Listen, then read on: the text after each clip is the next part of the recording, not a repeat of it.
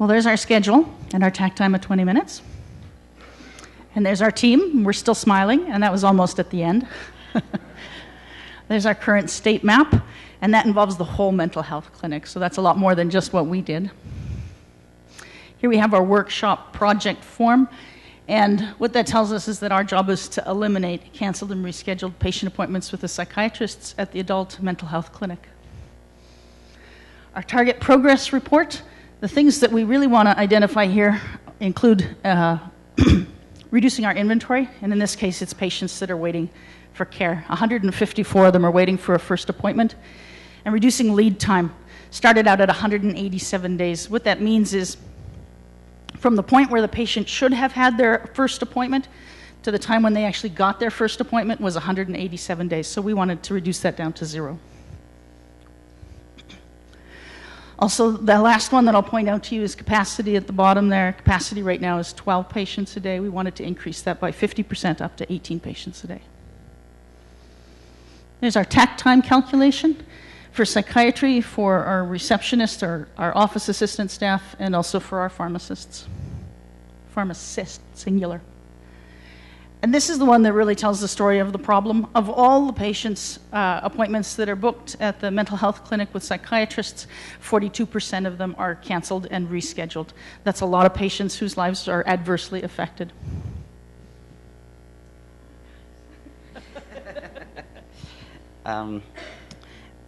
Good afternoon. My name is Muhammad Isa. I'm a psychiatrist at the mental health clinic, and I'm really glad that I've been asked to be a participant on this RPIW. So, as you've already seen, actually, the fact that we have this lot of cancellation is mainly related to the unavailability of the psychiatrist at the mental health clinic.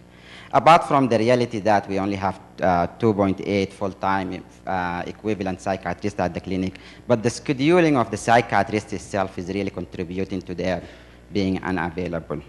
So we looked into that, and the psychiatrist has a lot of clinical duties and commitment outside the clinic.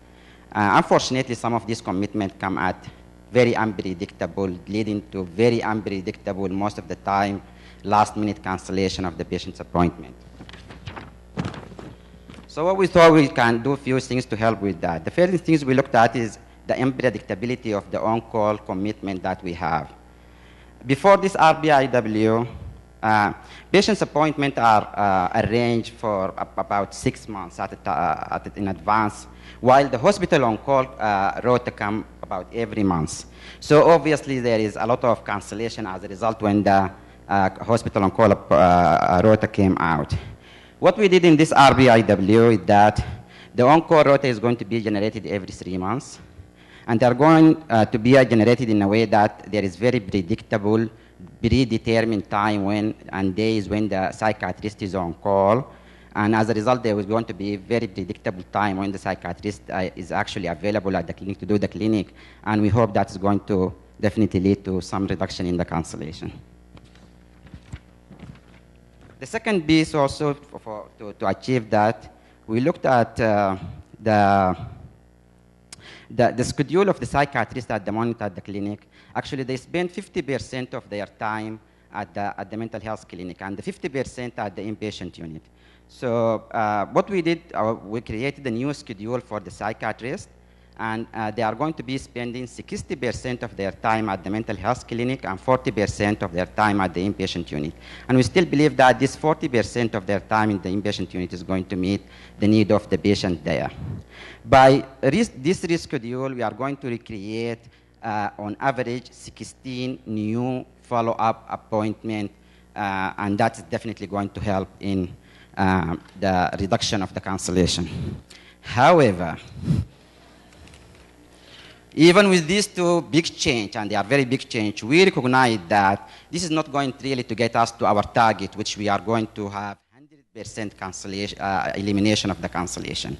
So we created, and I would like to apologize me for calling it, this is going to be a breakthrough in the way we are going to deliver the mental health or the psychiatric service at the mental health clinic, and hopefully it will be generalized to all the mental health services. We are going to create something, we call it the team-based approach.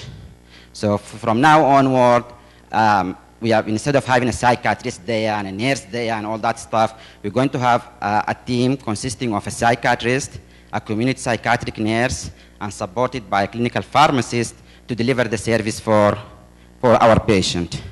So whenever there is a cancellation by a psychiatrist, the patient appointment is not going to be canceled. He's going to be seen by another member of that team. And I'm going to pass it to my colleague, Karen, to tell you more about this team-based approach. Thank you. Good afternoon. My name is Karen Muller. I'm a psychiatric nurse, and I work on the psychiatric support team. One of the key elements that is needed to have this team-based approach work is notifying our clients of this change in practice. Our clients are very important to us, and we want them to feel valued and important.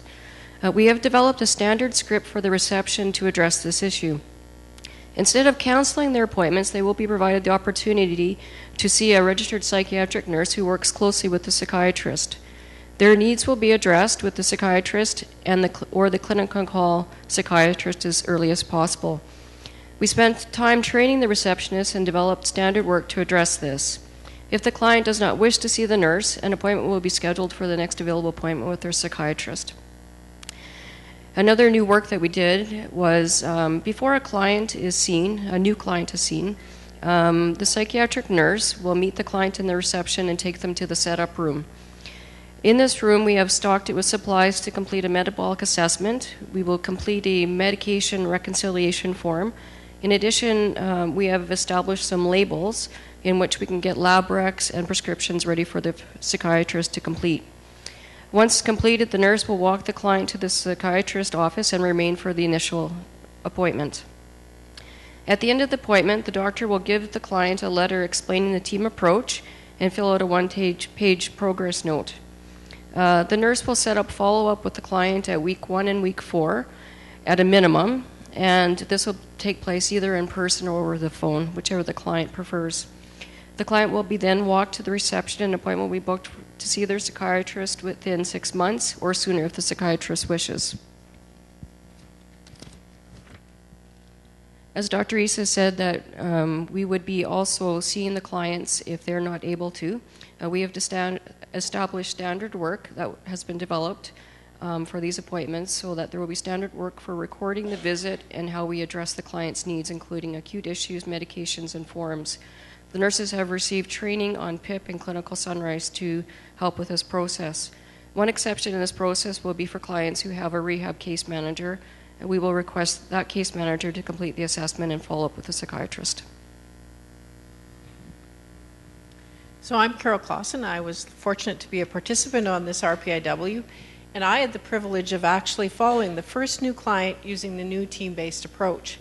So you'll see from the time observation form, it shows each step from when the client entered the registration area to when they left with information regarding their follow-up.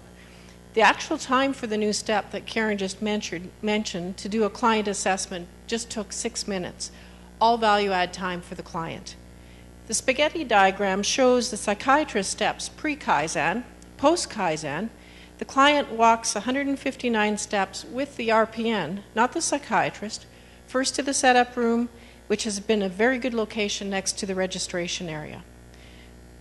Next, the standard work combination sheet shows graphically the time for each of these steps in the new process for a new client. The percent load chart shows the RPN cycle time for the new team-based visit. This is a new role, so there's no pre-Kaizen cycle time, but we believe the RPN role for approximately 6 new clients per week will add value, and ongoing monitoring will identify if expected benefits occur.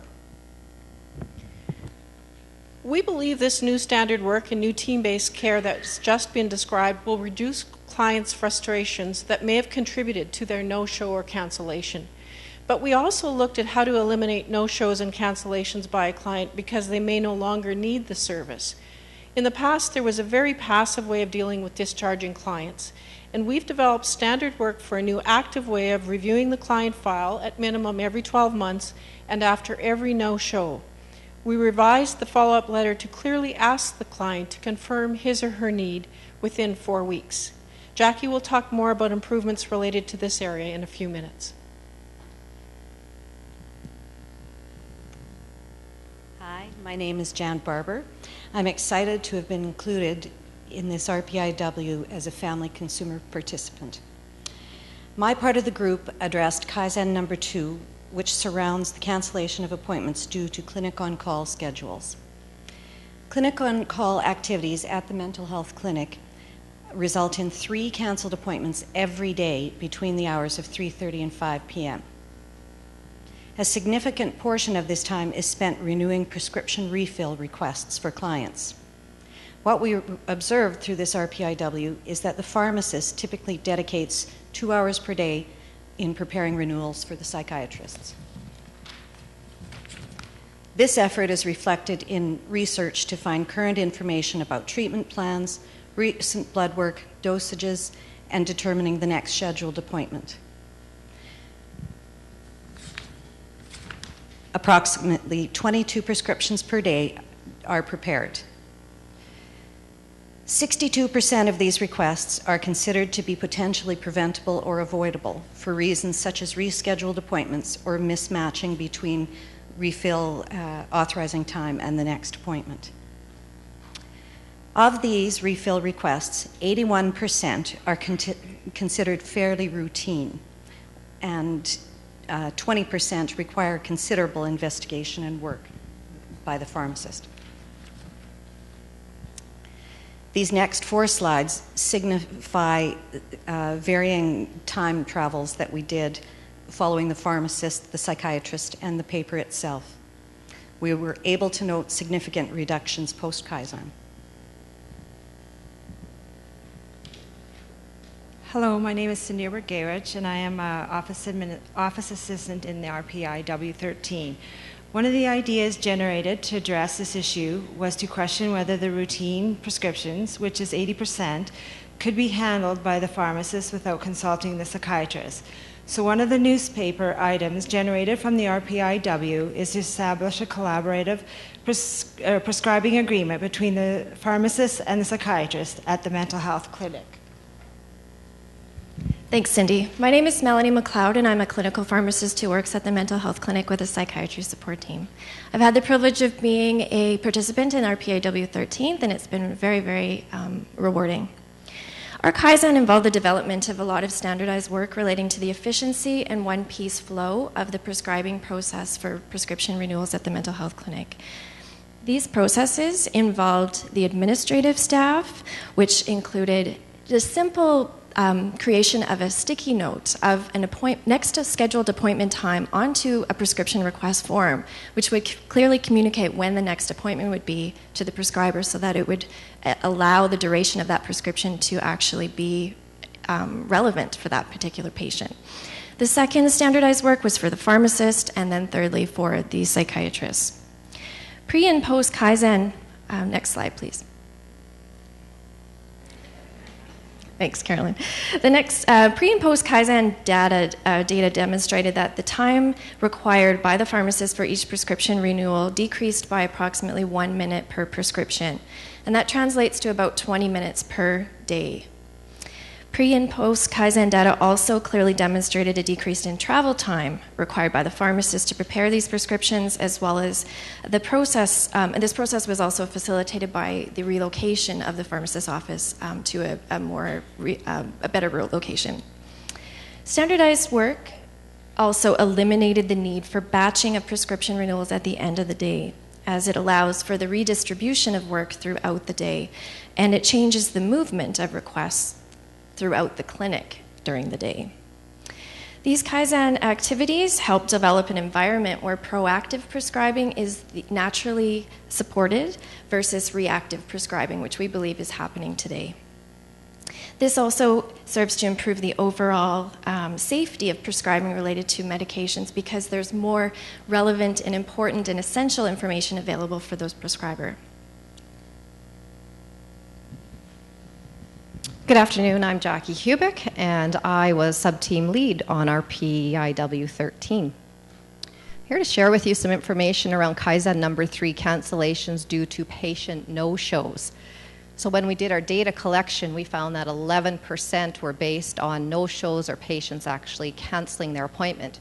And you might think, What's the big deal? What's 11%? Well, what 11% actually tells us is that there are 3 appointments per day that are canceled by the patient themselves, with the majority of them being no-shows.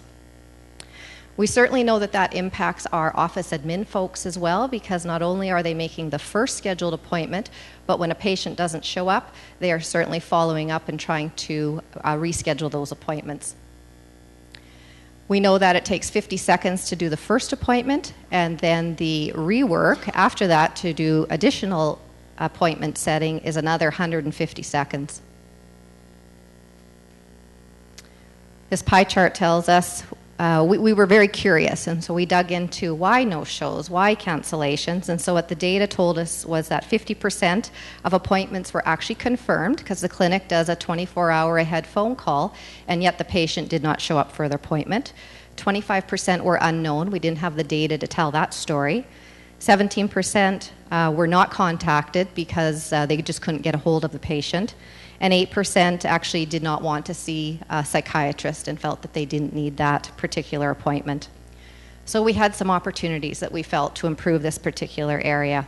3 things that stood out for us was just around standard work, the call that goes to each of the patients confirming their schedule for the next day, and just adding to that dialogue, finding out if that patient is actually planning to attend the clinic and their appointment. We also put in another process or additional work around contact information for each patient. And so when a patient now comes into the clinic, our receptionists are checking in with them to make sure we have the accurate information for each patient. Also around scheduling, Pathways is a program that's used in the health region. It's a scheduling program, and it gives us our data, and our receptionists can identify reasons why patients don't show up, and so we're updating, or that information's being updated so we can track that information in a better way. Lots of ideas, certainly supporting those ideas for this particular Kaizen, and so these are just an example of some of those idea summary sheets. And certainly from my team members that shared with you earlier, we aren't going to have canceled appointments anymore because of the on-call schedule work that happened over this week. And so as a result, the rework or the rescheduling of our receptionist isn't going to happen anymore. So that's going to go to 0. So we're really pleased about that. This just shows us that small portion of scheduling that does take place by our receptionists. It's a small piece of work out of all the work that they do within a day. But if we can actually, as we delete that rework that goes on, they'll be able to certainly use that time to do other work in the clinic. Scheduler time reduction, there was a couple pieces there. We were actually able to follow the receptionist and see how that work goes. We actually implemented an additional monitor to each of the receptionists because they're going back and forth into a number of different programs, and as a result, having 2 screens is definitely useful. And then our whole reporting on Pathways, we'll be able to pull reports out of that a lot more readily with the work that we've done. Number of idea sheets, and this is just an example of the form that we're using when clients' patients need to update their information. So Carolyn is going to wrap things up for us. So we also did a 5S, and there we looked at the cabinet that's used to store sample medications, and we'll just run through those pictures quickly. Not suffice to say, we started off with a 5S score of 1.3 in the cabinet. When it was all said and done, that score was up to 2.8, so a very substantial improvement. Not just in the score, but honestly in the safety of it as well. There's also standard work created for that, and we tried to make that as visual as possible. All right, yep. There we go. On to the newspaper. Couple of big items to remember. The RPNs have new assignments, and so we need to keep track of what that does to their workload. Pharmacists' prescribing privileges, that's another big item that needs to be taken care of. And the standard work needs to be completed for training the office staff, as well as there needs to be more work on a transition plan. So, the big ticket items. When this is fully implemented, and I say when because it depends on scheduling that's already happened 8 months ago, we'll see 100% elimination of the wait list. We will see 100% elimination of the lead time, and we will see a 48% increase in the capacity. Go to the last one. There we go. Workshop summary, elimination of canceled and rescheduled patient appointments, team-based care, improving safety, improving quality of care, and creating a bunch of standard work. And most importantly, thank you to our sponsors, to our team members, and particularly to our patient representatives that were on our team. You really sacrificed your heart and soul to come and be a part of this, so thank you.